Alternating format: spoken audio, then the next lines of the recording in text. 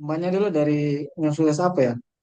Satunya. Saya dari Universitas Brawijaya, Mas. Oh ya, produk juga ya. Iya. Jaya berarti ini mendaftar ke pertama atau sudah? Untuk pendaftarannya, rencana pilihan pertama di Sains Manajemen ITB, kemudian pilihan keduanya di Sains Manajemen, dan ketiganya di Magister Manajemen Agribisnis UGM. Oke, Kak. Oh, game. Iya, Kalau kalau kalau ini kalau tes beasiswa LPDP-nya baru pertama atau sudah pernah? baru pertama kali mencoba. Baru pertama kali. Oke. Iya. Prasejahtera juga ya. Saya juga prasejahtera dulu. Oh, iya, siap. Sama tuh. Saya asal dari Kendari, Mbak. Sulawesi Tenggara. Oh, Sulawesi ya. Kendari. Dulu S1-nya di mana, Mas? Kalau Oleo kalau di Kendari itu. Oh, halo Leo, siap. Pernah dengar? Sering dengar, Mas. Hmm. Di sana mahasiswanya juga, dulu kan saya kebetulan di organisasi riset kajian ilmiah. Nah, ada lomba LKTI nasional, itu sering ada finalis dari sana. Jadi lumayan bisa bersaing juga lah Iya. kampus itu. Iya, betul, keren. Masnya berarti lulus langsung LPDP ya, Mas ya? Ya, lulus LPDP. Lulus langsung lulus kuliah Keren, langsung keren. daftar LPDP, satu kali daftar langsung lulus. Mudah-mudahan banyak juga bisa. Amin, amin. Berarti tempat kalau asal dari mana asal? Kalau saya asalnya dari Rembang, Jawa Tengah, Mas. Cuman ini di Gresik, Jawa Timur. Oh, Jawa Timur. Kenapa di Jawa Timur? Ada kegiatan Iya. kerja Saya gimana? bekerja Mas di Jawa Timur. Oh Iya, gitu. kerjanya di BCA Finance. Iya, betul. Oke, jadi sudah siap nih mockupnya ini. Siap, siap, siap, siap. Sudah pernah mockup kah atau baru pertama? Ini baru pertama kali. Baru Kebetulan pertama saya kali. dapat jadwalnya tanggal 20 nih, Mas. Wah, sudah deket tuh. Iya. Sudah deket tuh. Nah, ada yang saya mock up juga dia tanggal 10. Oh, 2 hari lagi dia. oh iya. Mau kan banyak nggak, Mas? Aku sudah sejauh ini sudah 3 dengan banyak. Oh, siap, siap. Jadi lumayan supaya membantu juga lah. Kan. Iya, betul, Mas. Sangat membantu sih. Soalnya pas daftar LPDP juga banyak yang bantu. Jadi ya Oh iya, Alhamdulillah. coba bantu orang juga lah. Iya, betul, betul, betul, betul. Oke, mungkin kita langsung mulai mungkin Mbak, tarik napasnya dulu. Dari tadi udah tarik Ini nafas, Mas. anggap anggap ini sebagai apa ya? Sebagai wawancara yang benerannya nih. Oke, siap, Apapun siap, yang, siap. apapun yang terjadi nanti jawab aja. Mau belibet Iya, apa siap, jawab siap, aja. Anggap sebagai siap. wawancara asli gitu kan. Iya, siap, siap. Juga akan mewawancara sesuai dengan pengalamanku selama ini. Mm-mm. Oke, siap, Mas. Oke Mbak, kita mulai ya Mbak. Oke. Hmm.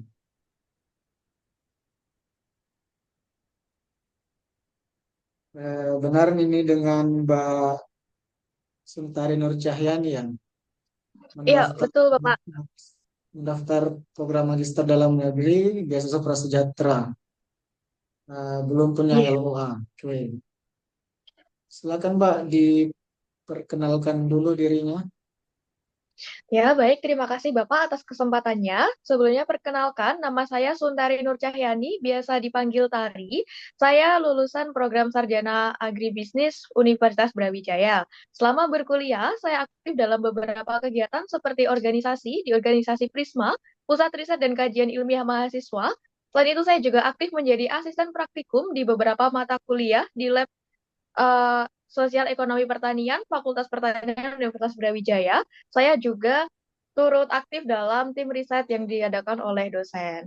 Selama perkuliahan, saya telah membantu menyusun beberapa jurnal dan saya telah memiliki satu terbitan jurnal yang terindeks Sinta 4 dari JEPA Universitas Brawijaya. Kemudian saat ini saya sedang bekerja di BCA Finance sejak Desember tahun 2023. Kemudian saya berencana untuk melanjutkan pendidikan di program Magister Sains Manajemen ITB sebagai pilihan pertamanya, kemudian di Universitas Gajah Mada dengan pilihan program Sains Manajemen atau Magister Manajemen Agribisnis. Oke. Tadi, tadi Mbaknya menyebutkan sudah menerbitkan jurnal ya. Saya tanya dulu mungkin Iya, betul, sudah ada supaya terbitan make sure jurnal. juga tujuannya ini mau kalau setelah lulus S2 mau jadi apa? Baik, untuk tujuan saya sendiri, saya memiliki cita-cita ingin menjadi dosen, sehingga saya nantinya akan mengimplementasikan Tridharma perguruan tinggi yang terdiri dari pendidikan. Nantinya saya akan menyalurkan ilmu yang saya dapatkan selama perkuliahan kepada mahasiswa-mahasiswa. Kemudian saya juga akan melakukan pengabdian masyarakat, nantinya juga menerapkan hasil penelitian saya maupun ilmu yang saya pelajari kepada masyarakat sekitar, khususnya dari kalangan keluarga petani. Dan yang ketiga, tentunya saya akan melakukan riset seperti itu. Oke, jadi tujuannya mau jadi dosen. Iya, betul, Bapak. Dan tadi juga sudah disebutkan bahwa sudah menerbitkan jurnal. Betul, saya Coba memiliki satu bisa publikasi. bisa diceritakan sedikit isi jurnalnya tentang apa itu. Baik, terkait isi jurnalnya sendiri, itu berisi tentang formulasi strategi pemasaran bagi salah satu CV yang bergerak di bidang hidroponik, di mana strateginya itu menggunakan QSPM dan juga analisis SWOT. Jadi di situ kami menilai terkait dengan perusahaan itu kelemahannya apa, kemudian poin kelebihannya, opportunity atau peluangnya, dan juga eh,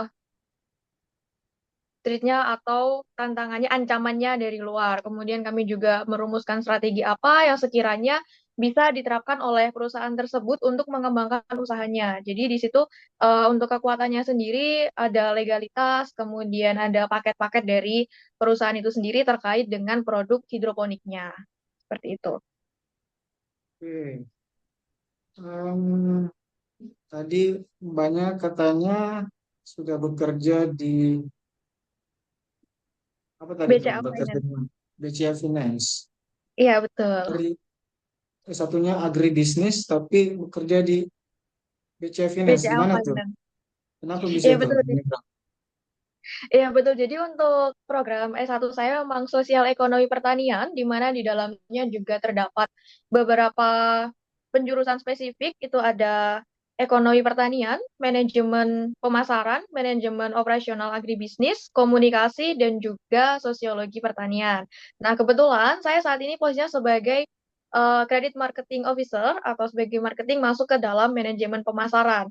Nah, untuk saat ini tempat bekerja saya memang eh pendanaannya itu untuk pembelian mobil secara kredit seperti itu. Namun hal ini menurut saya juga cukup berkaitan dengan program studi saya S1 saya terkait dengan manajemen pemasaran. Nah, dari tempat saya bekerja ini, kemudian saya nanti juga ingin mengambil sains manajemen.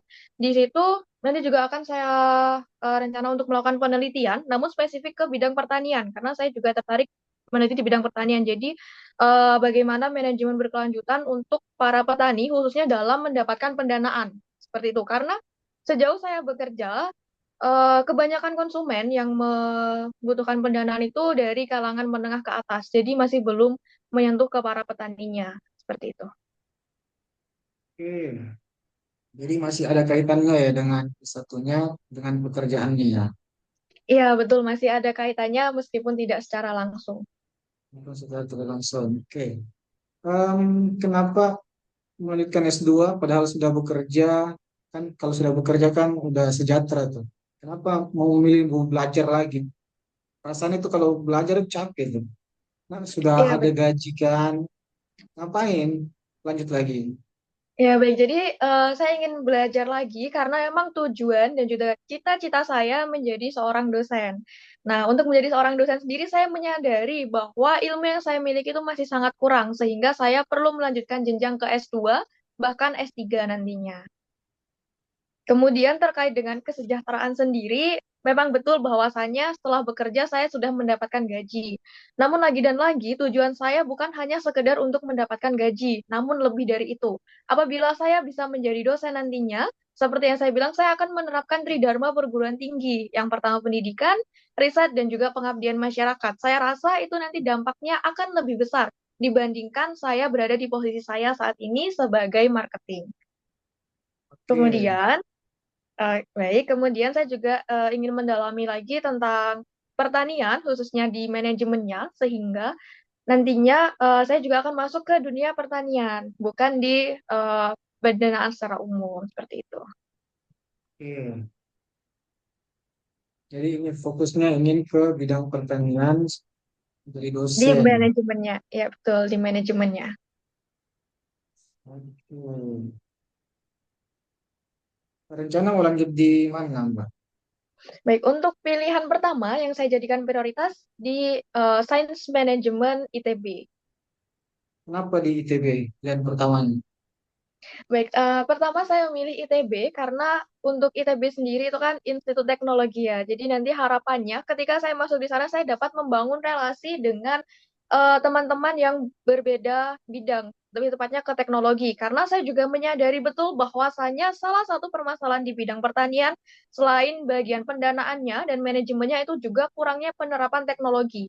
Jadi dengan saya masuk ke ITB nantinya saya peluang relasi saya di bidang teknologi itu akan semakin besar. Itu yang pertama. Yang kedua, saya juga telah mencari tahu lebih jauh tentang Institut Teknologi Bandung ini, di mana ITB menjadi posisi pertama perguruan tinggi di Indonesia berdasarkan KS World by Subject Sustainability atau keberlanjutannya.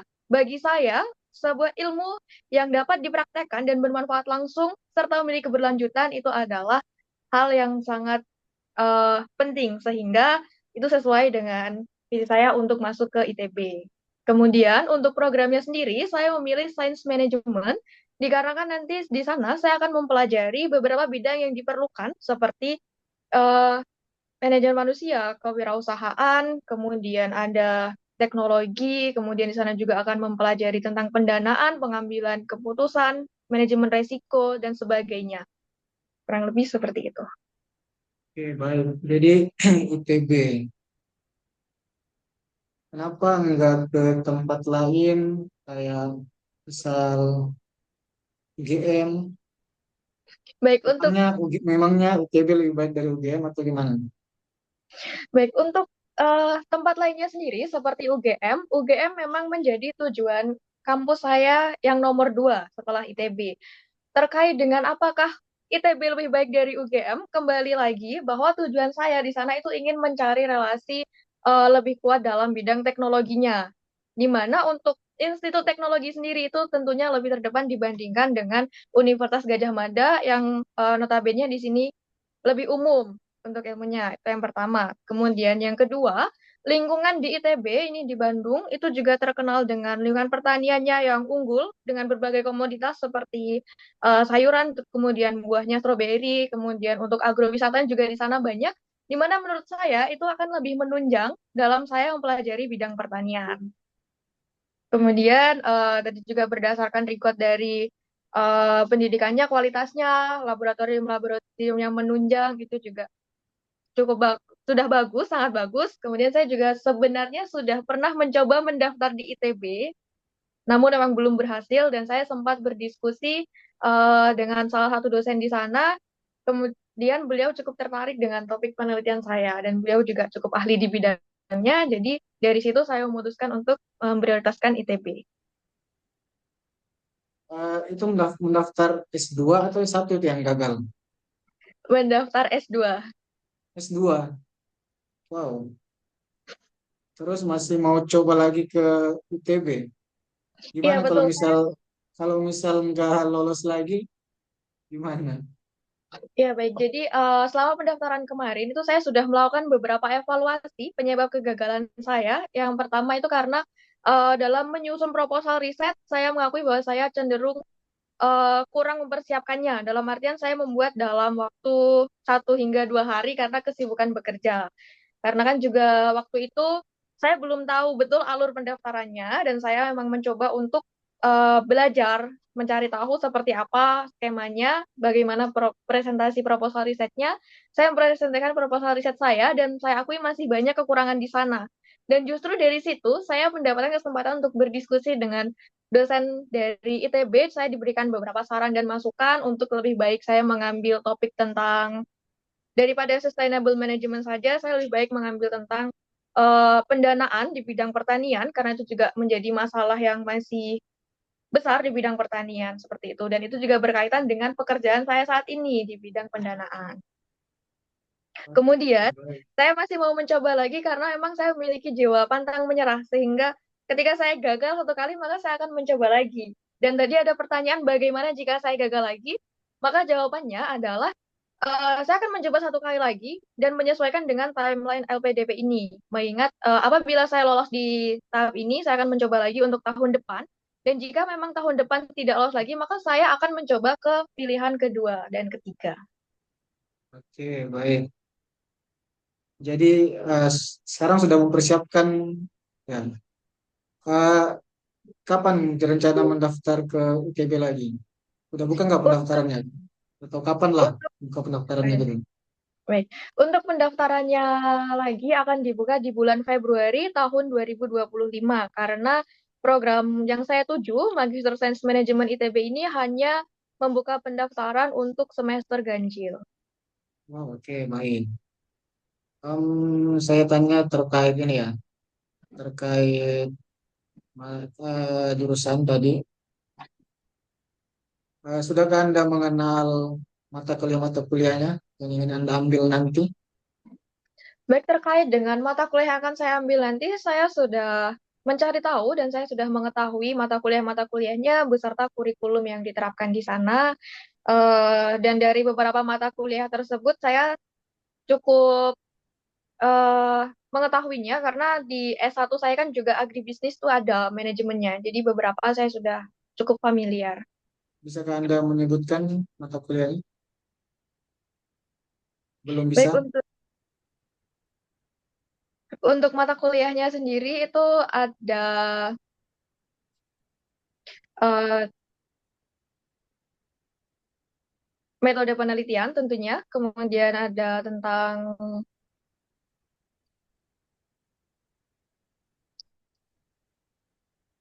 Nggak manajemen apa-apa pengambilan risiko. oh, nggak apa-apa Ya Mbak, maaf, kalau misal belum tahu nggak apa-apa. oh Oke ya ya. sudah tahu tapi lupa Pak, maaf, maaf. Em, Mungkin kalau ini sudah sudah tadi disebutkan bahwa ada dosen yang berencana atau yang tertarik dengan topik penelitian Mbaknya kan. Ada dosen yang tertarik sama penelitian Mbaknya. Iya betul. Berarti itu nanti jadi pembimbing tesisnya Mbak ya? Atau Terkait gimana? dengan pembimbing tesis, baik terkait dengan pembimbing tesis, kalau berdasarkan skema yang saya ikuti sebelumnya, ketika interview itu nanti akan ada 3 dosen seperti itu. Yang pertama dosen untuk menguji bidang keilmuan, bidang riset proposal yang kita buat. Kemudian ada dosen yang menguji terkait eh, psikologi kita, jadi diamati juga dari gerak-gerik dan jawabannya, kesiapan untuk lanjut S2 dan sebagainya. Juga kemarin itu ada Prodinya langsung untuk mengetahui pengetahuan tentang sains manajemen di ITB sendiri. Jadi untuk dosen pembimbing tesis sendiri itu nanti akan dipetakan berdasarkan hasil interview saat presentasi proposal. Jadi ada kemungkinan ketika saya mengambil topik yang relevan dengan beliau, kemungkinan beliau akan menjadi dosen pembimbing saya. Namun belum pasti. Oke. Eh, karena Mbaknya ini tujuannya ingin menjadi dosen, dan tadi disebutkan juga kalau dosen itu tugasnya adalah pendidikan, riset, dan juga pengabdian kepada masyarakat. Salah satu tugas dari dosen. Sudahkah Anda menerapkan itu? Ya, baik. Terkait dengan penerapan Tridharma Perguruan Tinggi, sebelumnya seperti yang saya sebutkan di awal, saya pernah menjadi asisten praktikum beberapa mata kuliah selama program sarjana saya di Universitas Brawijaya. Salah satunya ada manajemen pemasaran, kemudian ada juga pengantar manajemen usaha tani, ada ekonomi pertanian, dan juga pertanian berlanjut. Nah, selama saya menjadi asisten praktikum, tentunya saya juga menjelaskan beberapa materi kepada praktikan. Kemudian saya juga mengajarkan teknik untuk menganalisis data. Saya juga pernah turun lapang wawancara kepada petani, kurang lebih seperti itu. Kemudian untuk riset, seperti yang saya jelaskan, saya juga pernah membuat satu artikel publikasi dan saya juga tergabung dalam asisten peneliti salah satu dosen di Universitas Brawijaya sehingga saya sudah memiliki pengalaman riset. Dan yang terakhir terkait dengan pengabdian masyarakat, saya pernah 3 kali dalam program pengabdian masyarakat. Yang pertama yang diadakan oleh organisasi saya, Pusat Riset Kajian Ilmiah Mahasiswa, tentang pemasaran digital produk UMKM. Kemudian yang kedua, saya juga pernah pengabdian di program kreativitas mahasiswa yang didanai oleh Dikti. Program tersebut saya melakukan pengabdian kepada ibu-ibu PKK terkait cara mengolah pupuk limbah mawar menjadi pupuk organik cair. Dan yang terakhir adalah saya pernah ikut dalam pengabdian yang diadakan oleh dosen saya, di mana saya menjadi pemateri dalam pengabdian tersebut untuk pembuatan pupuk cair dari limbah sisa rumah tangga. Jadi saya telah menerapkan ketiga tridharma perguruan tinggi itu sebelumnya selama saya menempuh S1. Oke, jadi sudah menerapkannya ya. Oke, kita pindah ke pertanyaan selanjutnya. Eh, di esai Anda ini, di esainya Mbak ini, Anda mengangkat masalah pertanian ya, Iya, betul sekali. masalah pertanian. Em, bisa diceritakan sedikit singkat mungkin yang banyak angkat di esainya?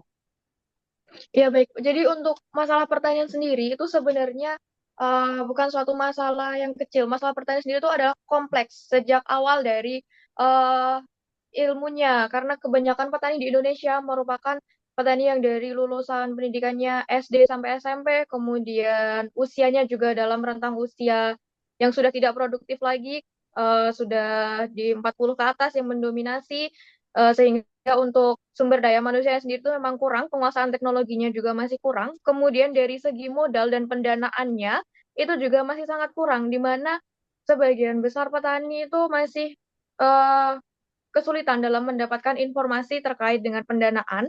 Kemudian, petani itu juga mengalami permasalahan dalam mendapatkan input usaha tani berupa pupuk dan juga benih.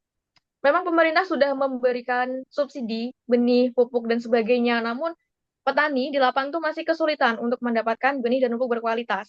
Jadi apabila mereka mau mendapatkan benih dan pupuk berkualitas, mereka perlu mengeluarkan dana yang lebih besar.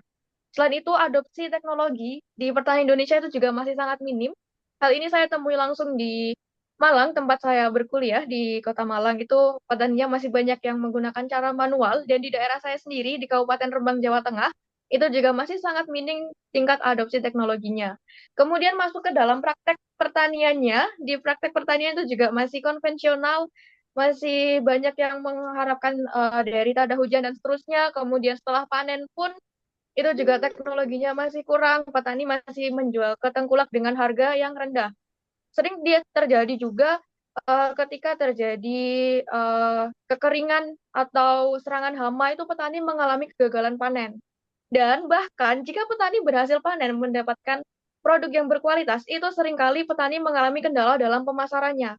Karena apa? Karena kebanyakan petani itu panen di musim panen raya. Jadi semua petani panen, tiba-tiba dari teori permintaan dan penawarannya lebih besar dari permintaan, maka harga produk pertanian tersebut anjlok. Saya pernah menemui petani di Kabupaten Malang, di sana beliau membiarkan tomatnya itu begitu saja tidak dipanen karena biaya untuk panen dan memasarkannya itu lebih besar dibandingkan dengan keuntungan yang akan beliau peroleh, sehingga beliau membiarkannya begitu saja dan justru itu tentunya mengalami kerugian besar. Nah, untuk itu saya ingin mengambil pendidikan lebih lanjut khususnya di bidang manajemen sehingga nanti saya dapat melakukan pengabdian juga ke petani apabila masih saya jumpai seperti itu. Mungkin nanti dengan pengabdian mengolah tomat menjadi saus skala rumahan. Kebetulan saya juga pernah magang di BPOM sebagai penyuluh keamanan tingkat pertama yang mendampingi UMKM untuk memperoleh izin edar. Nah, mungkin nanti dari pengalaman saya itu bisa saya gunakan. Kebetulan saat ini juga saya masih memiliki sertifikasi sebagai penyuluh keamanan pangan tingkat pertama hingga tahun 2025 nanti. Oke. Jadi masalah petani, kita tahu bersama bahwa memang sektor pertanian ini adalah sektor yang paling fundamental, paling dasar di Indonesia, yang sangat penting sebenarnya. Iya, Tapi eh, masalah tadi banyak menyebutkan masalahnya itu kurang memahami teknologi, para petani kurang memahami teknologi, kemudian eh, mahalnya biaya pupuk dan itu kan, dan ada juga hama kalau misalkan gagal panen, yang menyebabkan gagal iya panen kan betul gitu. sekali. Kemudian ini kan para pemuda ini sudah jarang lah terjun di dunia pertanian. Seperti yang banyak sebutkan tadi, bagi usia 4, sekarang tinggal di usia 40 tahun ke atas yang fokus di bidang pertanian itu. Kemudian pertanian kan, masalahnya itu tiga tadi. Bagaimana mbaknya ini menyelesaikan masalah tadi? Masalah terutama ini masalah yang bagaimana menarik menarik para pemuda-pemuda untuk tertarik lagi di bidang pertanian gitu.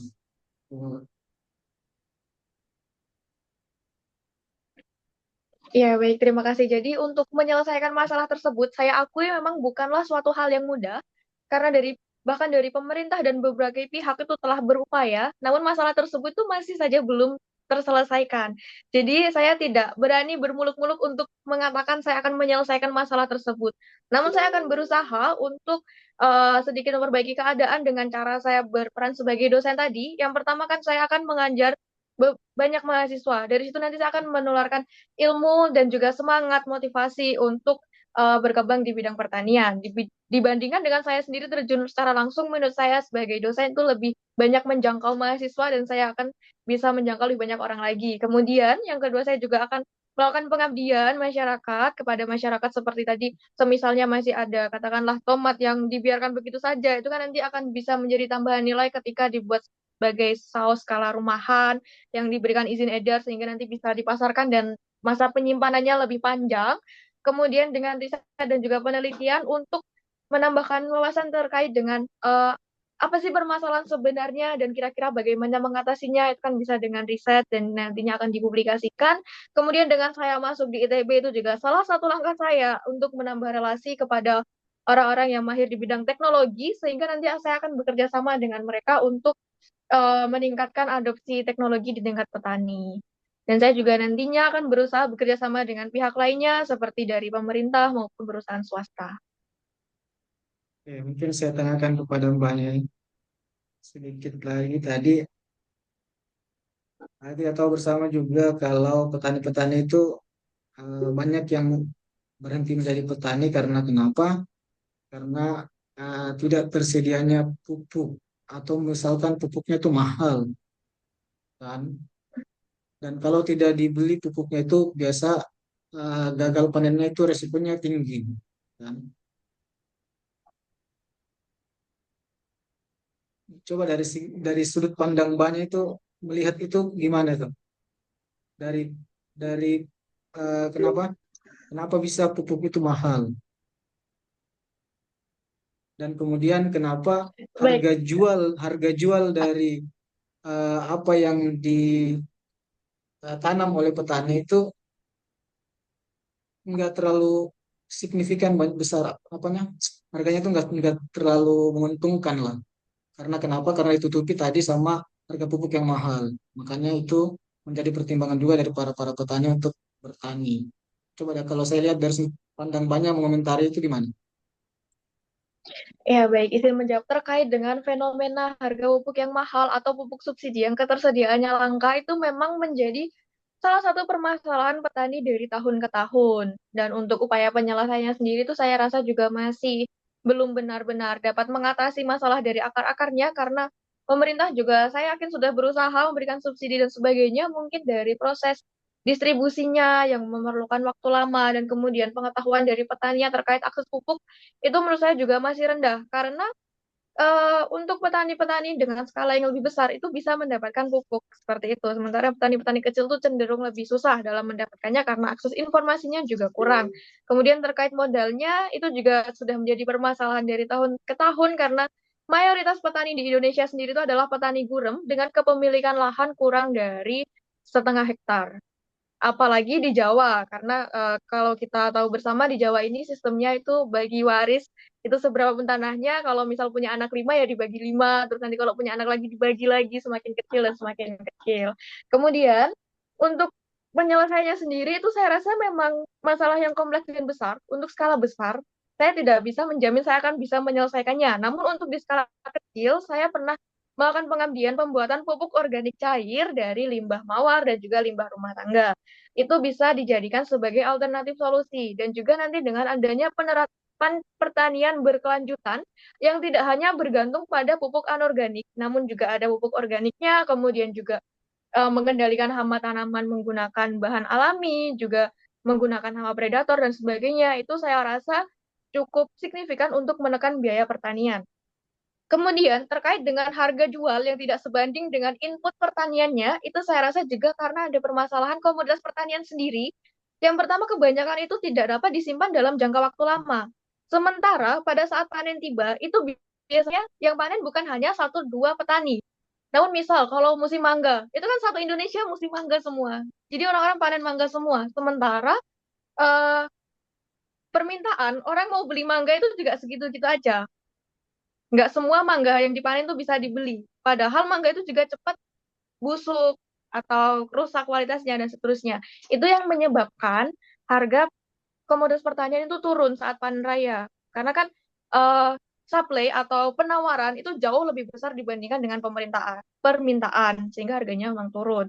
Nah, untuk mengatasi hal tersebut itu memang diperlukan teknologi. Nah, salah satunya itu teknologi pengolahan komoditas pertanian sehingga nanti bisa lebih disimpan dalam jangka waktu lebih lama. Komoditas tersebut juga bisa diolah menjadi produk lainnya dan kemungkinan juga nanti kalau memiliki kualitas bagus itu juga bisa diekspor ke luar negeri sehingga nanti bisa menyeimbangkan antara supply dan demand dan ketemu harganya seperti itu. Oke, baik. Jadi mbaknya ini sudah saya rasa sudah menguasai bidangnya ya. Lumayan komentar-komentarnya, Mbak. Kemudian saya pindah ke bagian CV Iya, Mbak. terkait kelebihannya. Mbak di sini menyebutkan bahwa mbaknya ini berintegritas. Bisa diberikan contoh bagaimana Mbak itu Baik, kenapa bisa mengatakan kalau mbaknya itu berintegritas? Coba. ya, baik. Kalau dari segi integritas sendiri, sesuai yang ada di CV saya memberikan contoh bahwa ketika saya berada di lingkungan kerja dan di sana itu kan tentunya sebagai marketing kami ditarget harus mendapatkan sekian konsumen. Nah, dari situ biasanya ketika sudah menjelang akhir bulan, itu orang-orang akan mengejar target itu mati-matian dengan mengajukan konsumen yang sebenarnya itu tidak layak untuk diproses. Namun tetap diajukan dan kadang sih seringnya bisa disetujui. Nah, dari situ saya tetap tidak akan mengajukan konsumen yang tidak layak proses, meskipun dari saya sendiri targetnya masih jauh. Karena apa? Karena nanti saya juga berpikir ke depannya bahwa ketika konsumen yang sebenarnya dari segi penghasilannya itu kurang untuk mengambil kredit mobil, tapi memaksakan, nanti takutnya di depannya akan terjadi masalah, di mana nantinya beliau bisa mengalami tunggakan-tunggakan dan akhirnya mobilnya ditarik dan sebagainya. Itu kan menimbulkan permasalahan lain. Selain itu, eh, saya juga pribadi yang jujur. Eh, contoh lainnya ketika saya masih menempuh perkuliahan di S1, di situ kan juga berorganisasi dan sebagainya. Itu saya berusaha sejujur-jujurnya dan melakukan semua pekerjaan berdasarkan pekerjaan saya. Kemudian kan biasanya juga ada orang-orang yang mungkin apa ya istilahnya memberikan suatu untuk mendapatkan keuntungannya, jadi memberikan suatu hal kepada orang lain dengan posisi di atasnya agar mendapatkan kemudahan seperti itu saya tidak pernah melakukan hal itu. Jadi semisalnya menurut saya orang lain itu salah meskipun dia posisi di atas, saya tidak akan mendukungnya. Walaupun apabila saya mendukung itu kemungkinan saya bisa mendapatkan hal lebih, tapi saya tidak melakukan itu. Oke, kan, oh yang gitu ya. Jadi meskipun meskipun targetnya masih jauh, tapi tidak meloloskan tadi ya. Iya, betul. Padahal sebenarnya itu memang hal yang normal. Itu adalah hal yang biasa saja. Namun, di masa sekarang ini, hal-hal seperti itu saja banyak yang tidak bisa melakukannya. Termasuk juga dalam membuat artikel atau mengerjakan tugas. Itu kan sekarang semakin dimudahkan dengan teknologi seperti AI, itu banyak yang menyalahgunakannya. Nah, kalau saya masih berprinsip bahwa saya akan memanfaatkan teknologi itu dengan semestinya. Seperti itu. Tidak serta-merta apa yang bisa memudahkan jalan saya akan saya tempuh. Kalau jalan itu tidak benar, maka saya tidak akan menempuhnya. Oke, baik. Jadi Anda tidak takut eh, kekurangan bonus atau apa dimarahi atasan gimana? Enggak. Kalau dibilang tidak takut, sebenarnya saya takut, tentu saya takut. Karena kan tugas saya memang harus sesuai target, dan saya tidak bisa mencapai itu. Tentunya itu adalah konsekuensi yang harus saya terima ketika saya tidak mampu bekerja sesuai dengan harapan. Namun, saya juga akan tetap berpegang teguh terhadap prinsip saya untuk menjalankannya dengan sebaik mungkin dan dengan benar dan jujur. Seperti itu. Kalau dimarahi, ya itu konsekuensinya, karena memang saya tidak bisa memenuhinya. Oke, siap. Kemudian Mbak ini menuliskan juga di sini kelemahannya mengerjakan tugas itu menjelang tenggat waktu yang ditentukan. Iya, betul. Dan Mungkin salah itu satu juga contoh, apakah itu juga menjadi salah satu faktor Mbaknya itu tidak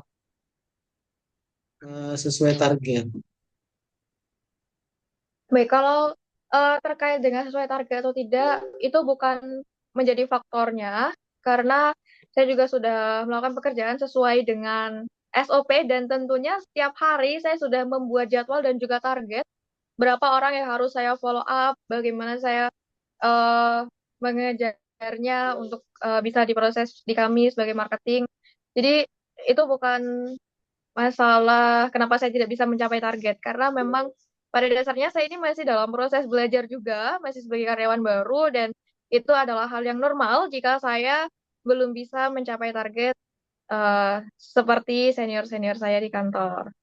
Namun untuk kelemahan saya mengerjakan sesuai tenggat waktu itu eh, sebagai pelajaran juga bagi saya, itu adalah kegagalan saya saat mau masuk di ITB karena saya membuat proposalnya sangat mepet waktu sehingga tidak sesuai dengan permintaan.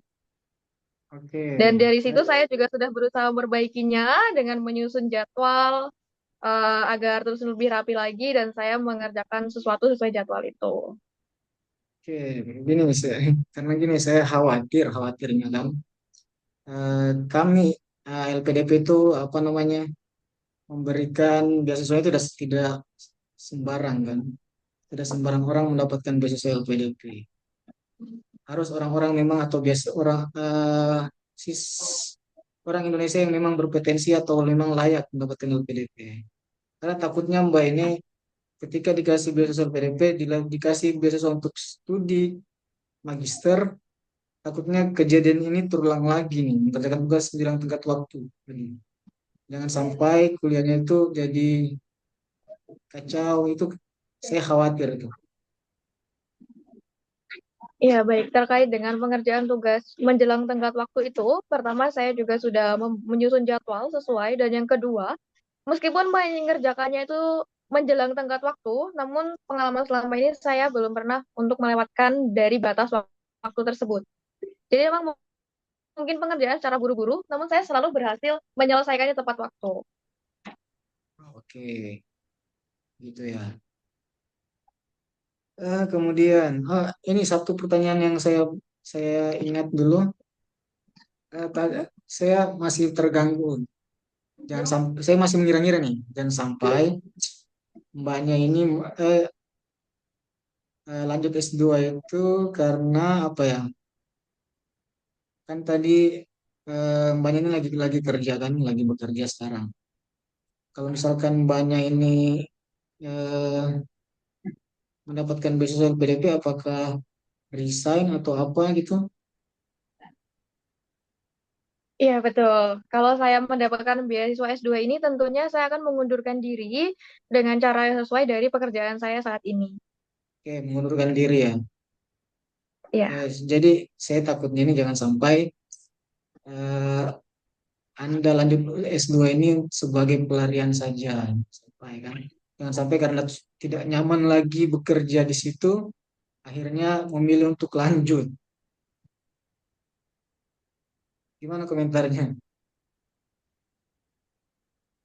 ya, baik, terkait dengan hal itu, tentunya bukan karena saya tidak nyaman bekerja di tempat kerja saat ini. Karena apa? Karena cita-cita menjadi seorang dosen itu adalah cita-cita saya dari dulu.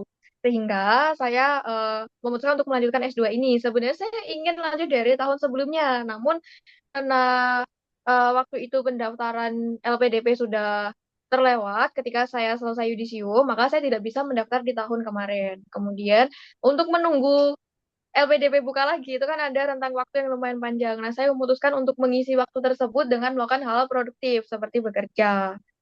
Seperti itu. Dan selama bekerja saya juga masih aktif tergabung dalam tim riset dosen. Hingga saat ini terakhir saya membantu menulis jurnal dosen itu di tanggal 6 kemarin. Itu saya mengirimkan draft yang saya buat kepada dosen. Oke,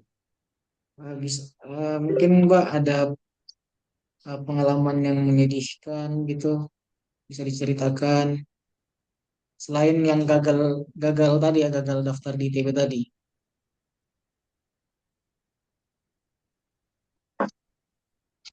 Ya, baik. Terkait dengan pengalaman menyedihkan, sebenarnya tempat pekerjaan saya saat ini itu juga, apa ya, saya sempat sedih saat awal bekerja di sini karena mengetahui pekerjaan saya ini tentunya dibagi tuh dengan bunga-bunga, bunga-bunga bank seperti itu.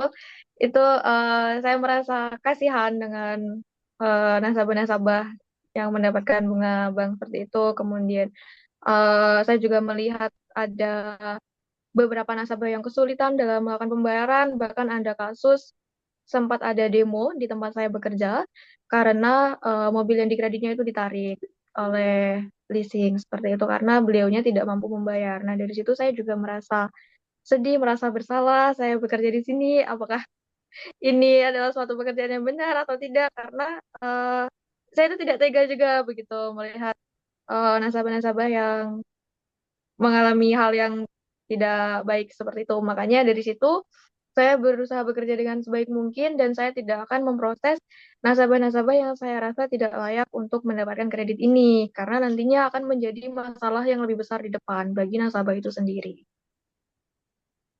Ya, baik. Oke, kurang lebih itu. Jadi, jadi sedihnya itu karena nasabah yang tidak mampu, apa yang mendapatkan bunga tadi ya. Karena kan memang bekerja di Iya, jadi finansial itu pasti nggak terlepas dari suku bunga kan. Mungkin iya betul. jadi mungkin saya bisa simpulkan nih banyak kurang nyaman bekerja di situ, makanya mau lanjut S2 nih. Nggak apa-apa lah Mbak. Baik, Kayak saya kalau misal kita tekankan lagi. kalau kalau misal kita memang dalam suatu pekerjaan itu ada cocok tidak cocok kan, selama kita bekerja itu tidak cocok. Ya, Kemudian kalau memang Hmm. merasa tidak cocok atau tidak suka ya jangan dipertahankan kan gitu. Kan goalnya kan tadi saya lihat goalnya itu ingin menjadi seorang akademisi atau dosen. Ya, tetap pada jalur yang Anda pilih tadi. Jangan jangan belok-belok lah kan. Nggak apa-apa kalau misal nggak sesuai dengan pekerjaan atau apa tujuan Anda sebagai dosen, tapi pekerjaan Anda tidak sesuai dengan apa yang ingin Anda capai, ya nggak apa-apa di skip aja nanti kan dikeluar keluar aja. Kemudian apa capai tujuan mbaknya nggak masalah tuh, nggak masalah ya. Itu salah satu itu saran-saran dari kami para pewawancara mungkin. Kemudian mungkin sampai di situ saja ya. Habis nih pertanyaannya dari banyak sudah habis. Kemudian mungkin kalau mau kasih closing statement silakan Mbak. Ya, oke, baik. Terima kasih.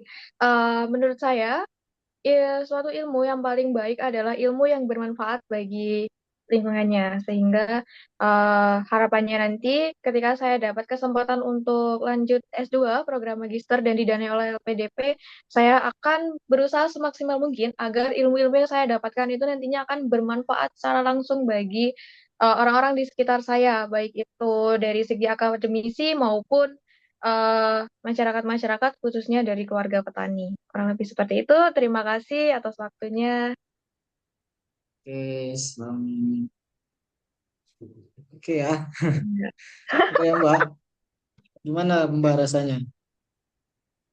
Hmm, Puaskah atau merasa gimana? merasa agak bodoh dikit sih.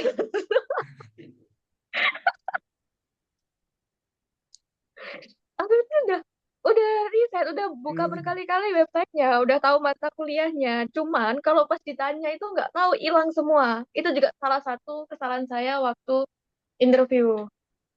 oke. Jadi saya ngeblank, gak bisa jawab. Padahal saya tuh udah sering buka websitenya kan, sudah saya catat juga. Saya juga udah nyari dosen-dosennya, saya buka penelitian dosen-dosennya, saya cari yang cocok dengan saya berusaha membuat proposal yang masuk gitu kan di dosennya. Tapi pas ditanya, kayak, apa yang Anda ketahui tentang sales manajemen? Buyar. Itu gimana ya Mas tipsnya? Iya, makanya tadi tuh kalau misalkan banyak apa namanya sebutkan mata kuliahnya, saya mau sebutkan juga, saya mau tanya juga itu apa yang Anda pelajari nanti di situ, gitu. Iya, Jadi iya dipersiapkan itu sih. Mm-mm. minimal itu sebutkan satu mata kuliah. Nanti nanti mungkin Oh, karena siap. tadi Yang saya tuh menunjang karena gitu ya Mas ya? ya kemudian untuk cara cara penyampaiannya Mbak ini sudah bagus. Cara penyampaian untuk menjawab bagus. Karena langsung apa namanya eh, ada dijelaskan dulu pengantarnya, terus ada terakhir solusinya gimana kan gitu bagus. Kemudian tadi pas apa ya? Tadi tuh banyak yang saya mau bengkok-bengkokkan tapi banyak tetap bertahan itu sudah bagus. Ini tadi tentang apa tadi tuh yang saya mau bengkok-bengkokkan tadi tuh ya? Tentang mana tadi tuh? Tentang pekerjaan ya yang saya banyak ini. Tentang pekerjaan. Iya, yang banyak di situ. Ya, intinya tetap pada argumen banyak jangan tapi gini, tapi tetap pada argumen banyak tapi jangan seolah-olah argumen banyak itu paling benar dibandingkan yang dibilang wawancara kan gitu. Mm-mm. Kalau kalau misal saya kasih saran nanti dijawabnya itu gini, terima kasih Pak atas sarannya, tapi saya sudah mengingat gitu gitu kan. Oh, Ya, terima kasih atas sarannya, tapi saya sudah punya plan ini dan saya akan lakukan ini ya gitu gitu. Jadi jangan jangan dihiraukan tuh sarannya itu.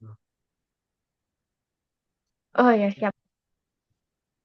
Oke, kemudian tadi mungkin karena saya tidak terlalu paham tentang pertanian, jadi pertanyaannya kurang mendalam di situ. Mungkin nanti saya Iya sih sedikit-sedikit Mas. Nanti saya sedikit-sedikit research lagi tentang pertanian. Kalau misal masih mau apa? Mock up. Tapi Oh, kayaknya boleh ya, Mas, nggak mock up lagi ya? boleh satu kali lagi. Oke. Kali lagi di minggu depan mungkin di waktu yang sama. Atau Mas karena revisinya oh iya ya. Oh iya, bisa-bisa sih. atau mungkin kayaknya jangan deh. Karena sudah dekat ininya Kenapa? ya. Sudah dekat waktunya ya. Tanggal dua Tanggal dua puluh. puluh sih, Mas. Masih ada lagi kok. Minggu depan bisa, masih ada hari Minggu. Tanggal 15. Oh, oke, kalau misal masih mau ya saya bisa. Oh, mau banget. Oke. Nanti saya lihat perkembangannya. Nanti saya research lagi tentang pertanian. Jadi saya tadi tuh kayak mau nanya kayak gimana ya, kayak masalahnya kurang kurang paham tentang pertanian. Masalahnya saya backgroundnya kan matematika. Oh iya, iya betul sih, Mas. Makanya kemarin kan saya juga di awal nanya dulu, Mas, kalau saya boleh nggak ya, gitu kan.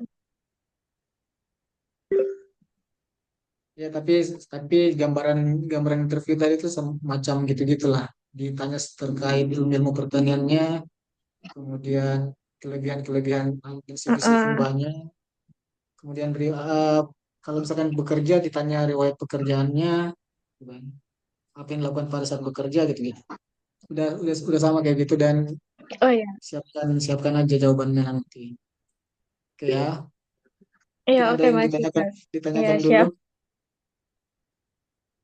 Oh iya, saya mau nanya Mas terkait jawaban. Kan kalau saya itu emang dari dulu tuh biasanya sistematis gitu. Sebabin dari awalnya kenapa, terus kondisinya gimana, kemudian baru solusinya di akhir.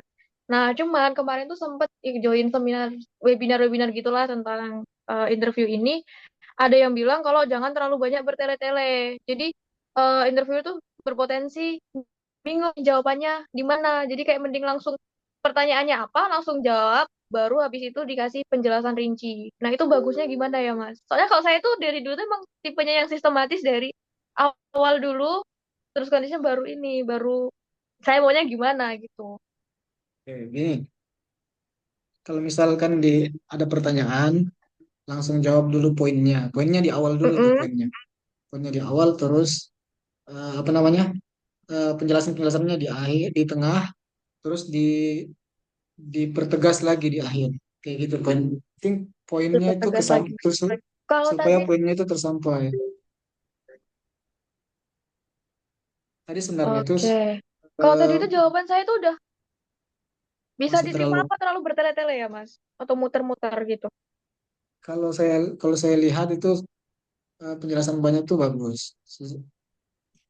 Artinya gini, Oh, udah kalau kalau lumayan ya kalau bisa ya. misal kalau misal kita lihat jawaban bertele-tele kan itu kayak cuma mengulang-ulang saja apa yang dia jawab, yang dia katakan kan. Tapi mbaknya itu kayak enggak, karena kan terrinci dengan baik gitu kan.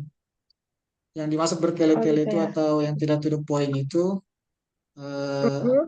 mengulang-ulang aja jawab apanya perkataannya gitu. Jadi itu yang dimaksud bertele-tele Oh, sebenarnya. Bukan kayak kalau jawaban banyak oh tadi itu iya. sudah bagus. Oh, oke oke siap. Karena pengalaman saya juga kan kalau menjawab tuh panjang. Cuma kan tidak ulang-ulang Mm-mm. apa yang kita katakan itu jangan diulang-ulang. Itu aja sebenarnya. Oke, ada lagi. Jadi cara menjawab Hmm, itu kayaknya poinnya di sementara awal. udah dulu sih Mas. Ya, jadi cara menjawab itu poinnya di awal, terus Heeh. penjelasan sedikit, terus pertegas lagi di akhir. Oke. Sama Hmm. sebenarnya di poin kelebihan kelemahan itu tadi agak lupa apa yang saya tulis di CV Mas. Jadi saya mikir jawabnya. Jadi dikuasai lagi ya CV-nya ya. Karena Iya ya, iya yang iya penting besok kan dibaca lagi. ya ditanyakan tuh terkait itu aja, terkait CV sama saya aja sebenarnya ya. Oh iya. Terus kalau di CV itu ada yang bertentangan gitu Mas antara apa yang dipelajari terakhir kali sama kelebihannya. Itu gimana ya Mas? Kayak saya kelebihannya kan berempati, membantu orang gitu kan. Terus di pelajaran terakhir saya ambil tuh kalau nggak salah saya maunya itu eh mendahulukan diri saya dulu sebelum membantu orang lain kayaknya ya. Ya, Agak bertentangan ya kayaknya ya Mas. bentar.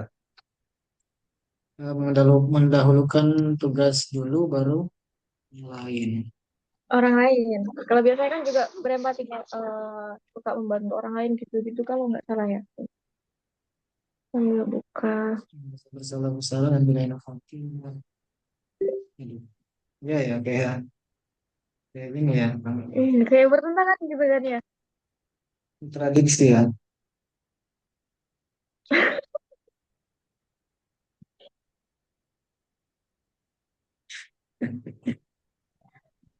Udah tidak tertolong ya, harus ngeles.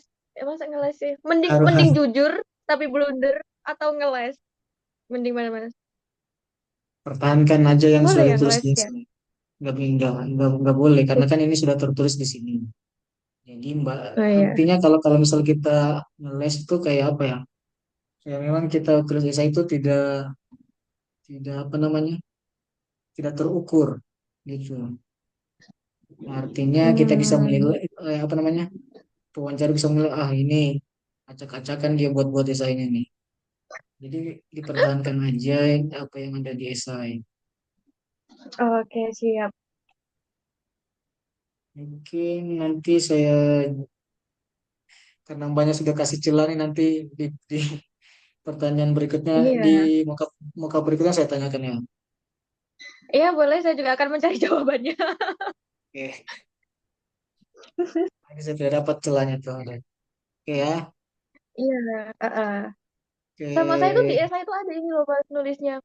Kan saya tuh juga bingung ya awalnya. Ada yang bilang kalau nulis esai itu jangan kebanyakan bahas diri sendiri di awal. Jangan terlalu kayak menyombongkan, terlalu sentral ke diri sendiri gitu kan. Jadi saya tuh tulisnya di akhir pengalaman saya S1. Jadi kayak agak terbalik gitu sih. Udah jelasin mau jadi apa di depan, terus saya jelasin lagi. Sebelumnya saya sudah gini gini gini. Itu nggak apa-apa ya Mas ya? Kayaknya di Em, 3 paragraf terakhir itu saya flashback. nggak apa-apa kok. Sebenarnya Ya apa ya?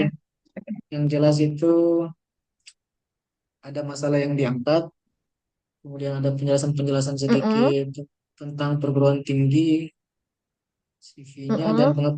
dan pengalaman-pengalaman itu aja sebenarnya. Dan kemudian apa Oh namanya iya. antar paragraf itu nyambung kan gitu. Oh, Kalau oke saya oke. lihat sudah nyambung sih antar paragrafnya nih. Penting poin-poin tadi tuh udah ada. Ya Oke, mau diapa lagi berarti kan kalau apapun yang ada dipertahankan. Kenapa Mas? ya mau diapakan lagi kan kalau misal sudah tertulis esainya ya Iya. tinggal dimaksimalkan aja esainya. Jangan lagi kepikiran tentang salah esai saya ini kurang menarik enggak jangan. Jadi dipersiapkan aja nih esainya nih. Oke, Jadi pakai aja nih untuk ya menawarkan untuk mendapatkan beasiswa supaya oke siap. supaya pikiran banyak itu nggak terganggu sama sama ini. Jadi fokusnya cuma untuk persiapkan wawancara. Tuh. Oke. Oh, satu lagi, Mas. Tadi kan saya bilang eh salah satu kesedihan itu pas kerja di sini ya. Itu kayaknya agak blunder ya jawabannya ya. Malah Nah, diserang gak nyaman ya di sini. itu blunder itu. Makanya tadi saya berpikir untuk tanya apa tadi? Mbaknya itu cuma jadikan Gak pelarian nyaman itu. kalau mau keluar tuh. Hmm, Iya lagi. jangan. Nanti nanti dihindari jawaban itu ya. Oke, siap, Mas. Terus jadi juga bingung apa ya? Iya ya. Makanya tadi pas saya tanya tentang jadikan pelarian, banyak juga bingung mau jawab gimana. Iya, karena jujur emang emang bener. Ya ada, maksudnya nggak bener, nggak yang bener-bener banget. Emang bener saya pengen, emang dari awalnya pengen lanjut. Cuman kan karena saya yudisnya itu waktu itu bulan Juli, bulan Juli kan. LPDP kan udah tutup kan kalau nggak salah waktu itu udah nggak ini. Terus saya mikir aduh ini kalau saya nganggur nunggu LPDP lagi, wah nggak bisa ini kan ya. Kayak, aduh di rumah dengan tetangga-tetangga yang sangat Mending ramah dan diceritain. perhatian itu kan. Nah, mending diceritain aja kayak gitu. Misalkan tadi mau mendaftar LPDP di bulan ini, tapi gara-gara karena harus menunggu kekosongan mendaftar di tahun di apa tahap berikutnya, makanya saya kerja gitu gitu aja dijawabnya. Oh, Itu udah gitu ya. bagus tuh. Jadi kayak apa namanya tidak kosong gitu. Oke, iya sih Mas, betul. Emang kayak gitu sih kronologinya. Dan yang pas B1 kemarin tuh kan Januari. Saya tuh kerja masuk Desember. Januari tuh masih adaptasi-adaptasinya di lingkungan kerja. Jadi kayak kalau maksain daftar di situ takut nggak fokus dan merusak keduanya gitu kan justru. Jadi saya ya udah kerja dulu. Kalau posisinya sudah stabil, sudah mulai menguasai pekerjaannya baru daftar. Jadi saya daftar di sini.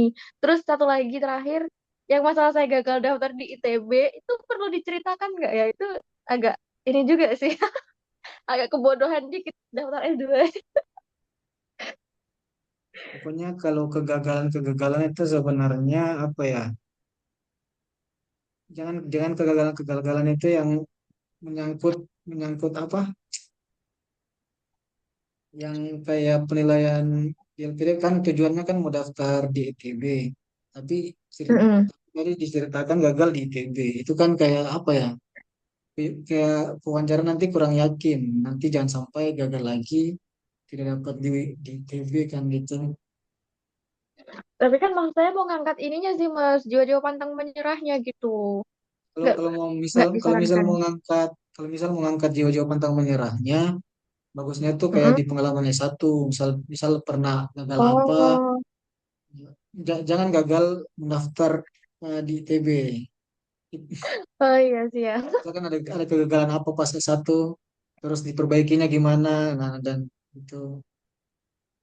Oh gitu berarti eh, yang intinya itu udah berhasil gitu kan endingnya bukan yang masih diperjuangkan lagi gitu ya. Itu yang udah berhasil Oke diatasi oke. gitu. Oke oke siap siap siap Mas. Oke. Banyak nih angkatan 20 ya?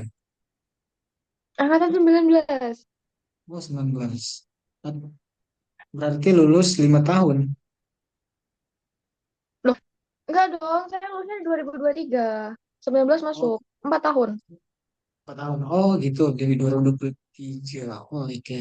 4 19 tahun. 20 20 21 21 22 23. 4 Oh tahun. iya, oke. Lu masnya angkatan berapa? Sama. Sama kan? Lulus tahun Ya. berapa emang Mas? Aku di 2022. Agustus. Aku di Agustus Tahun? 2023. Ya kan sama Mas. Tapi Sama aku kenapa dong. bisa dapat pendaftarannya ya, Kak?